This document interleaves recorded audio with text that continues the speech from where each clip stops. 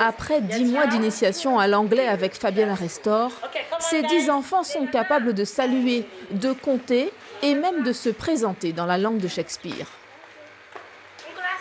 Hello, my name is Alex. I'm 10 years old. My name is Neana. Un cours ludique où l'on bouge, où l'on joue au domino et parfois même où l'on cuisine en anglais, c'est la recette des professeurs de l'association Palika. Fabienne Arestor, guyanaise d'origine saint-martinoise, et Louisa Oté, américaine. Toutes deux ont appris le français et l'anglais dès l'enfance. Elles sont des exemples vivants des bénéfices du bilinguisme.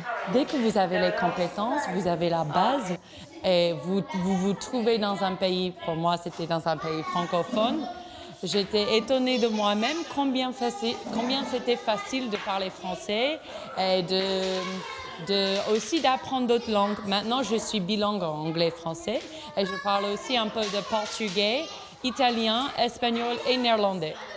Apprendre 2 langues aux enfants permet de développer leurs capacités intellectuelles et cognitives. Ici, beaucoup d'entre eux en font déjà l'expérience au sein de leur propre famille. Nous, à la maison, on parle 3 langues. On parle l'espagnol, le français, le catalan. Et sa mère et moi, on a bougé pas mal dans le monde et on pense que c'est un outil nécessaire pour son avenir. Tous les peuples sont mélangés. C'est pour ça que les enfants doivent parler plusieurs langues. Parce qu'on ne sait pas qui l'enfant va rencontrer, peut-être des Chinois. Alors, il doit savoir parler le chinois, l'anglais, l'espagnol. Mais d'autres parents craignent encore que l'apprentissage d'une langue ne freine celui d'une autre. Une inquiétude injustifiée si chacune des 2 langues est valorisée.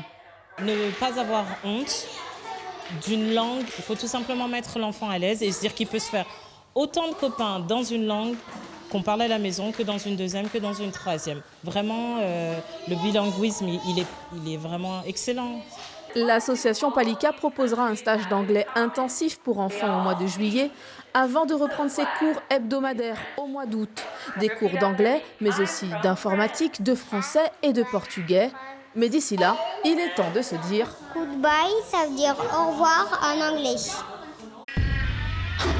Suivez l'info sur Guyana Première, télé, radio et internet.